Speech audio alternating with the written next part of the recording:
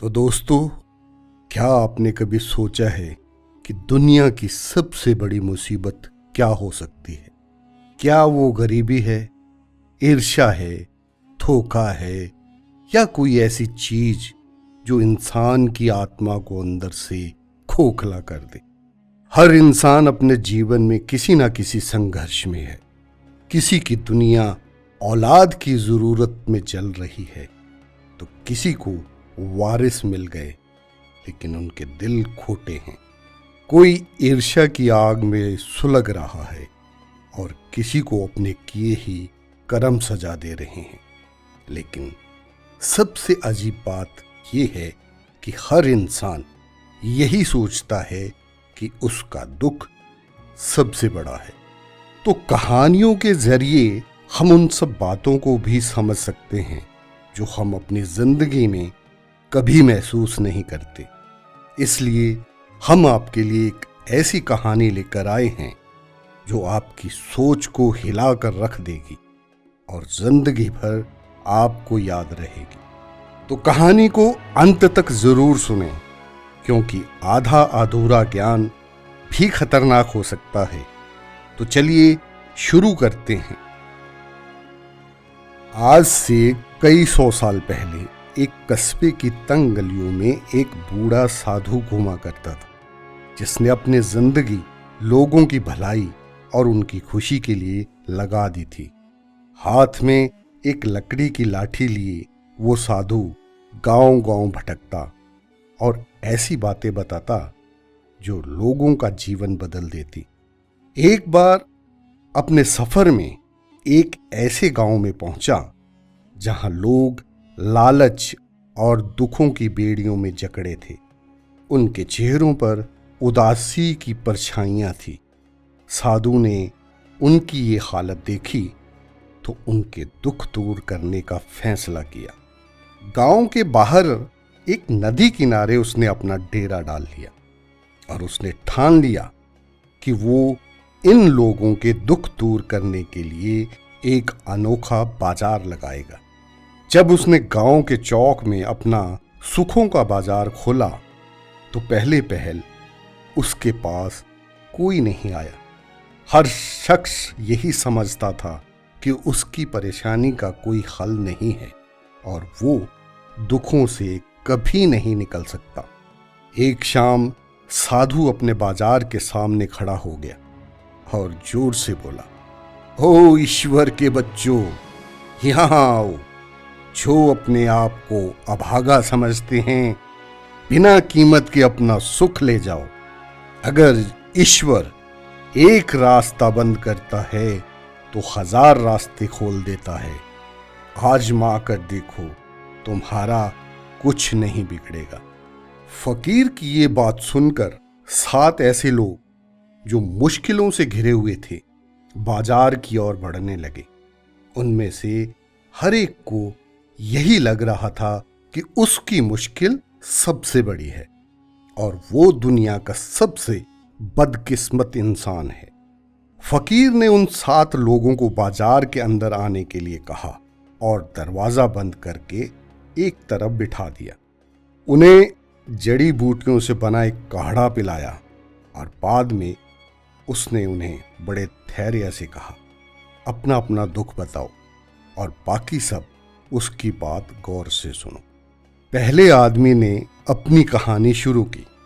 मेरी मुश्किल मेरा नासमझ बेटा है। वो एक ऐसा महान शख्स है जो कभी भी कोई भी काम ठीक तरीके से नहीं कर सकता।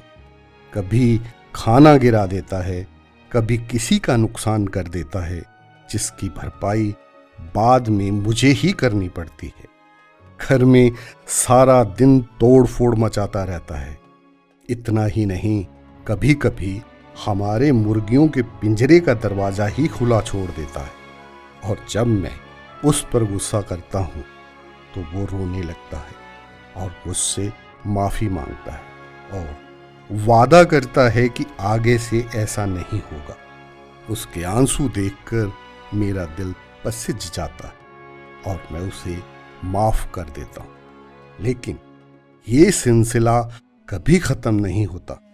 कुछ दिन पहले मैंने उससे कुछ पैसे दिए ताकि वो कपड़े और खाने पीने की चीजें खरीद सके। फिर मैं किसी काम से बाहर चला गया और इसी दौरान एक खिलौने बेचने वाला हमारे गांव में आ गया। मेरे बेवकूफ बेटे ने सारे पैसे उठाकर उस आदमी को दे दिए और उससे पुराने और टूटे फूटे खिलौने ही खरीद लिए। अब मेरा धैर्य खत्म हो गया है। मैं उसका कुछ कर भी तो नहीं सकता, क्योंकि उसके सिवा मेरा और है भी कौन। मुझे समझ नहीं आता कि मैं करूं तो क्या करूं। उस आदमी का दुख सुनने के बाद फकीर ने पास बैठी महिला से कहा, चलो अब तुम अपना दुख बताओ। उसने थोड़ा झिझकते हुए कहा, मैं क्या बताऊं? लोगों के पास एक मुसीबत होती है, लेकिन मेरे पास तो तीन मुसीबतें हैं। मेरी कोई संतान नहीं है।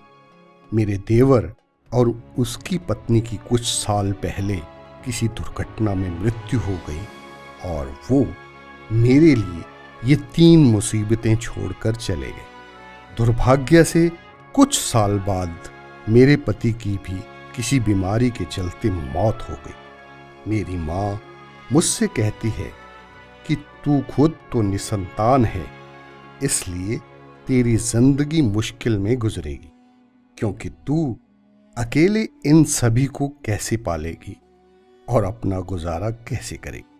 पराया खून तुम्हारे बुढ़ापे की लाठी बनेगा भी या नहीं, क्या पता।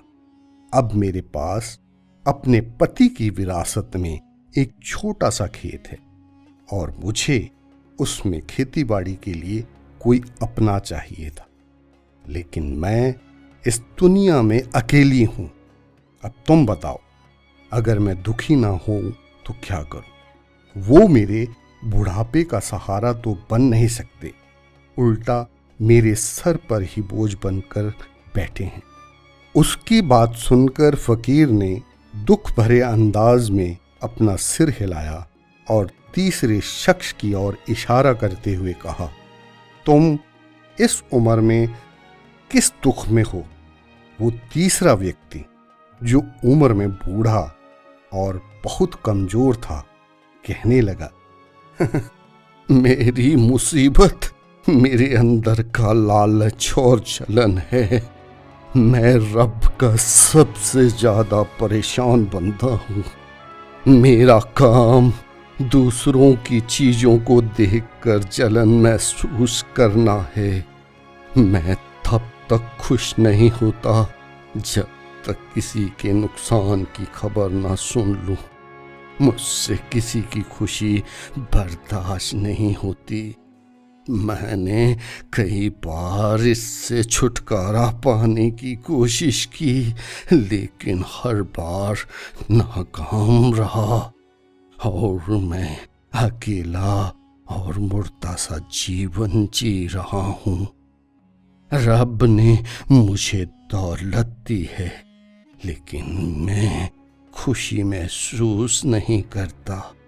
अगर तुम आकर देखो तो मेरा घर नहीं बल्कि एक महल है, लेकिन वो बिल्कुल सूना पड़ा है और लोग मुझसे मुंह मोड़कर दूर भागते हैं। जब इस शख्स की बात पूरी हुई तो चौथे शख्स ने कहा, मेरी कहानी मेरे बचपन से शुरू होती है। हम 2 भाई हैं। मेरा भाई पहले से ही बहुत होशियार था और पढ़ने का शौकीन था, जबकि मैं हमेशा खेल कूद में व्यस्त रहता था।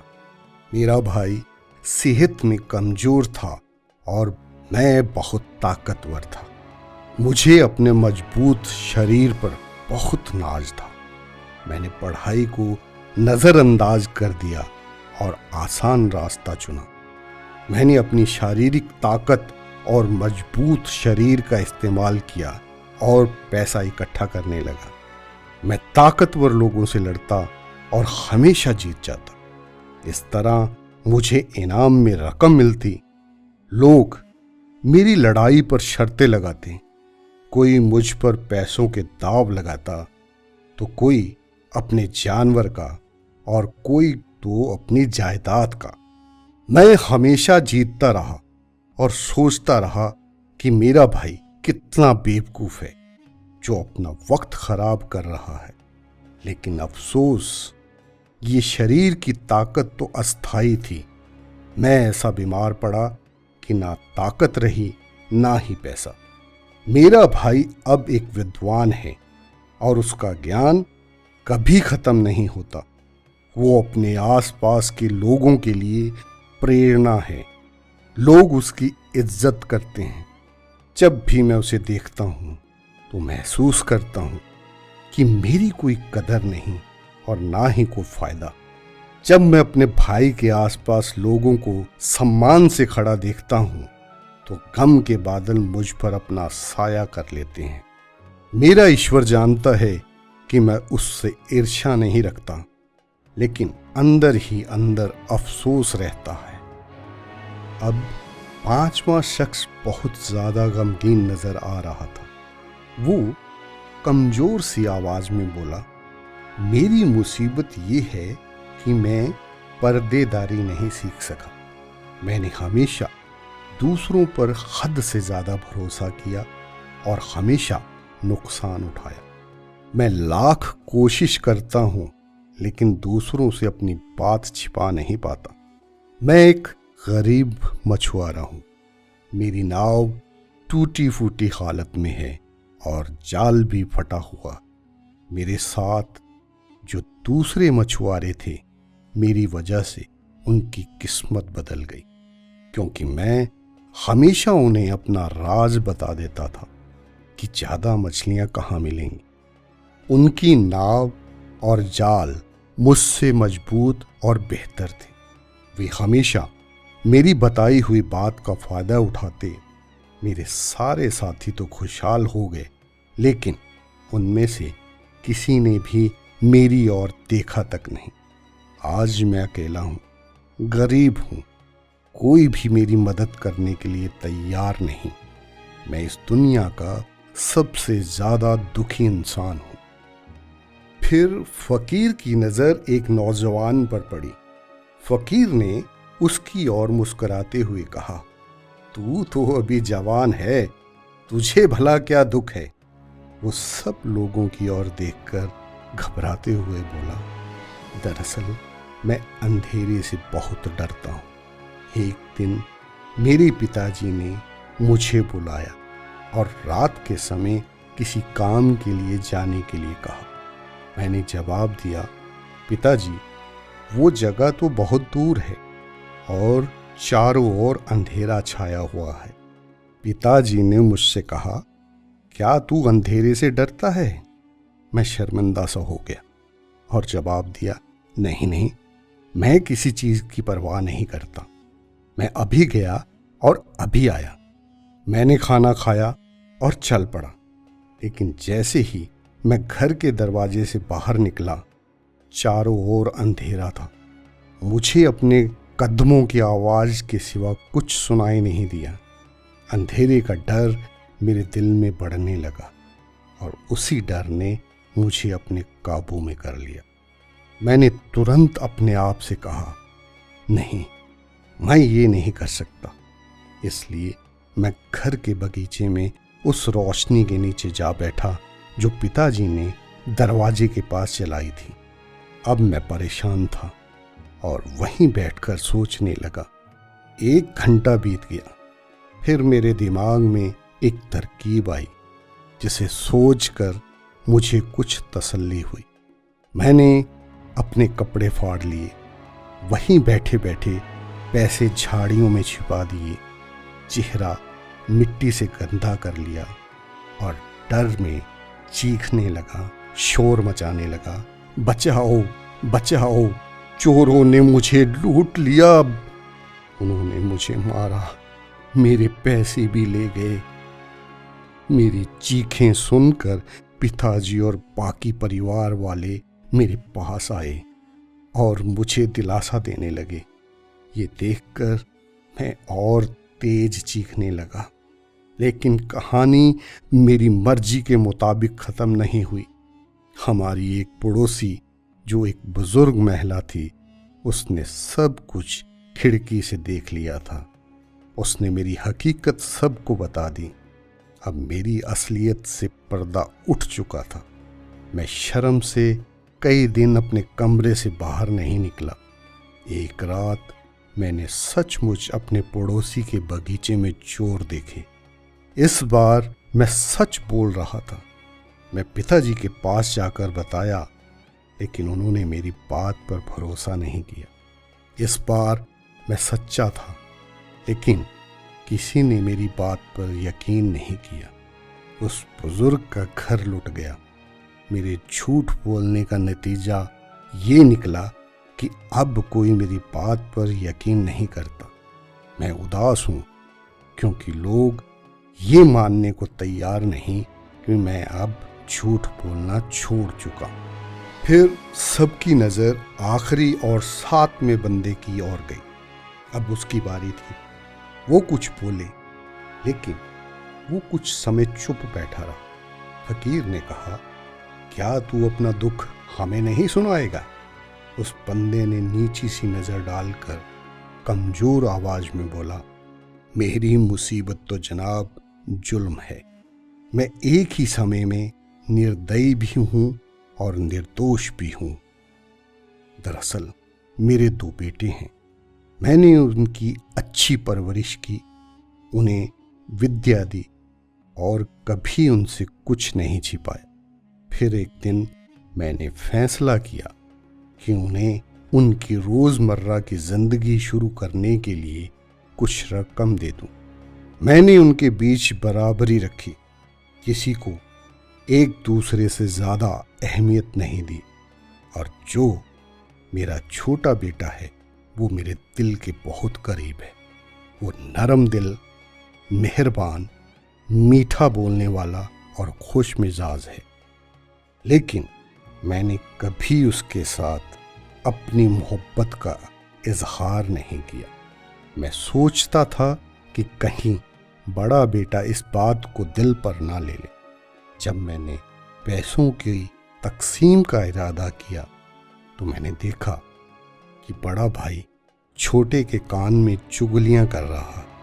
मुझे महसूस हुआ कि वो जाने अनजाने छोटे के नरम दिल का फ़ायदा उठाकर उसकी रकम किसी बहाने से हासिल करना चाहता था। लेकिन मैंने फैसला किया कि छोटे को छोड़कर बड़े को उसका हिस्सा दे दूं। छोटे बेटे को ये कहकर उसका हिस्सा नहीं दिया कि वो अभी छोटा है और मैं उसकी रकम महफूज रखना चाहता हूँ। मेरे इस फैसले से छोटा बेटा बहुत नाराज हो गया। वो कई बार मुझे मेरे फैसले से रोकने की कोशिश करता रहा ताकि उसे भी अपने भाई की तरह हिस्सा मिल सके। लेकिन मैं सही समय का इंतज़ार कर रहा था और मैंने उसे सख्ती से मना कर दिया। इसी कारण वो मुझसे नाराज हो गया और दूर किसी और इलाके में चला गया ताकि अपनी ज़िंदगी का सफ़र अकेले शुरू कर सके। मुझे अपने छोटे बेटे की दूरी बहुत तकलीफ़ देती है क्योंकि वो मेरे दिल के बहुत करीब था। मैंने क्या गलत किया? मैंने तो इंसाफ करने और हर एक को उसका हक देने की कोशिश की है। मैं तो अपने आप को निर्दोष महसूस करता हूँ, लेकिन दुनिया की नज़र में मैं एक जालिम, एक ऐसा निर्दयी बाप बन गया जिसने अपने ही बेटे का उसका हक तक नहीं दिया। मैं अपने बेटे की दूरी से बहुत तड़पता हूँ और उसका हाल जानने के लिए बेचैन रहता हूँ। मुझे अपनी की हुई गलती पर बहुत पछतावा है।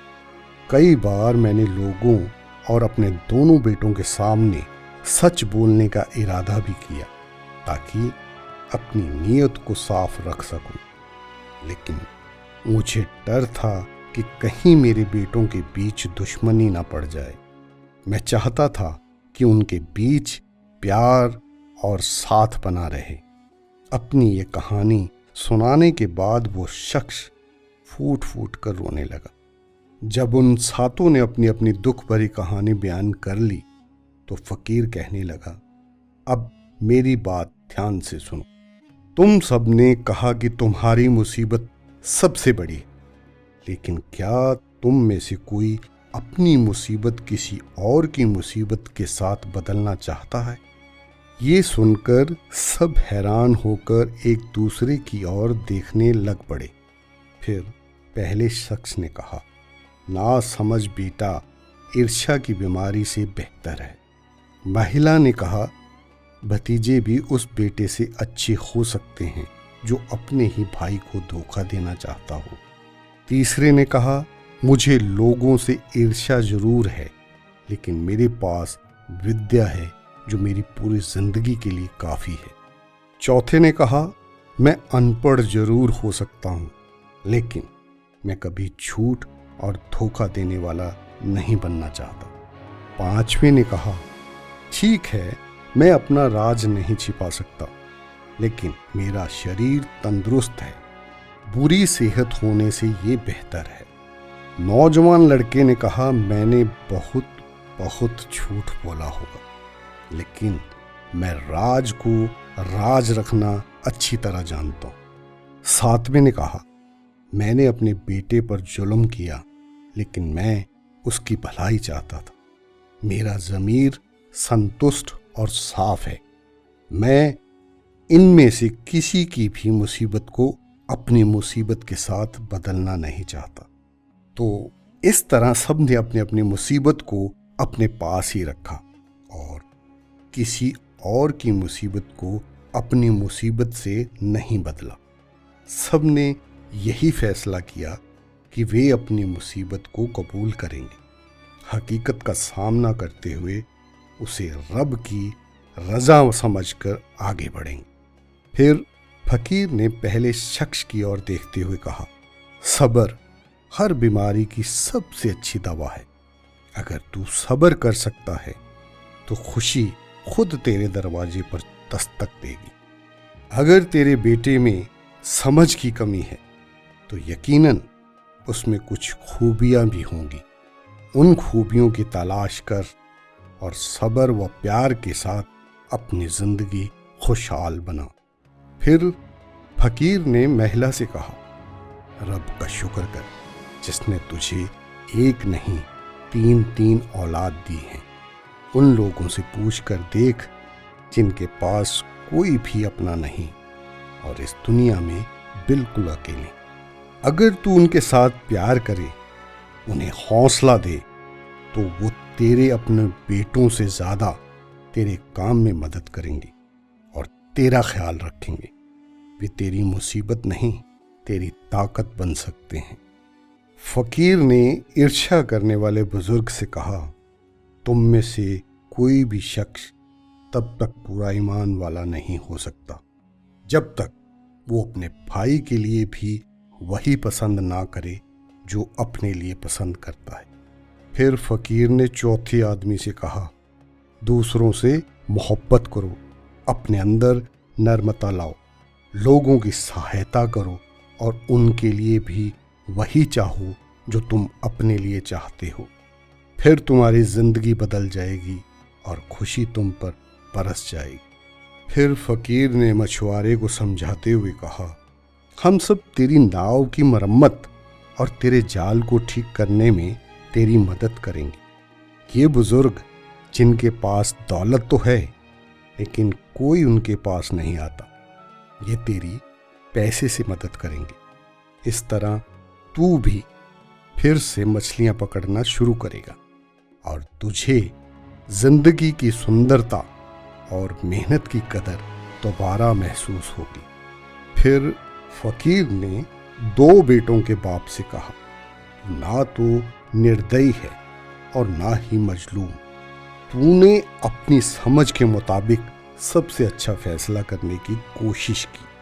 तू अपने दूसरे बेटे को सच्चाई से वाकिफ कर और उसके प्रति अपने दिमाग में शक न रख। तेरा छोटा बेटा एक दिन तेरे पास वापस आ जाएगा।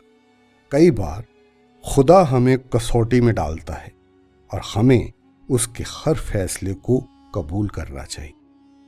इस तरह फकीर ने अपने बाजार में मौजूद बाकी लोगों को भी नसीहत की और सबके चेहरे मुस्कुराहट से खिल गए। जब सारे वहां से जाने के लिए उठे तो फकीर ने उनसे आखिरी बात कही, हम इंसान अपने आसपास की खुशियों को नहीं देखते, हम हमेशा औरों की खुशियों की तलब रखते हैं। हमें ये नहीं सूझता कि जो खुशी हमारे पास है उससे बढ़कर कुछ भी नहीं। अगर दुनिया की सारी मुसीबतों को एक ढेर में रखा जाए और हर किसी को अपनी पसंद की मुसीबत चुनने के लिए कहा जाए तो यकीनन वो अपनी ही मुसीबत वापस चुनेगा, क्योंकि दूसरों की मुसीबत अपनी मुसीबत से कहीं ज़्यादा बड़ी महसूस होती है। लेकिन इंसान हमेशा अपने आप को सबसे ज़्यादा दुखी समझता है। तो हमें चाहिए कि जो खुशी हमारे पास मौजूद है उसका एहसास करें और ईश्वर ने हमें जो वक्त दिया है उसे अच्छे ढंग से इस्तेमाल करें। तो दोस्तों, हमारा दुख हमें ही सबसे बड़ा लगता है, लेकिन जब हम दूसरों की मुसीबतों को देखते हैं तो हमें असल सच्चाई का पता चलता है।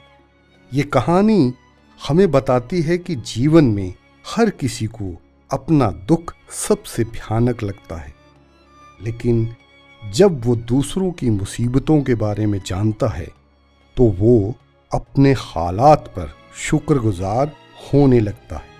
हम हमेशा अपने हालातों की शिकायत करते रहते हैं, लेकिन जब हम दूसरों के दुखों को देखते हैं तो हमें जो कुछ मिला है वो एक वरदान की तरह महसूस होने लगता है। हर दुख एक इम्तिहान होता है, लेकिन इस इम्तिहान को सही तरीके से समझने वाले लोग ही असल में शांति से जीते हैं। इस कहानी ने हमें ये समझाया कि खुशी हमेशा हमारे हालात में नहीं बल्कि हमारे नज़रिए में होनी चाहिए। तो हमें उम्मीद है कि इस कहानी से मिली सीख आपको हमेशा याद रहेगी। हम इसी तरह के काम के किस्से आपके लिए लेकर आते रहेंगे। आप बस जुड़े रहें अज्ञात के साथ। धन्यवाद।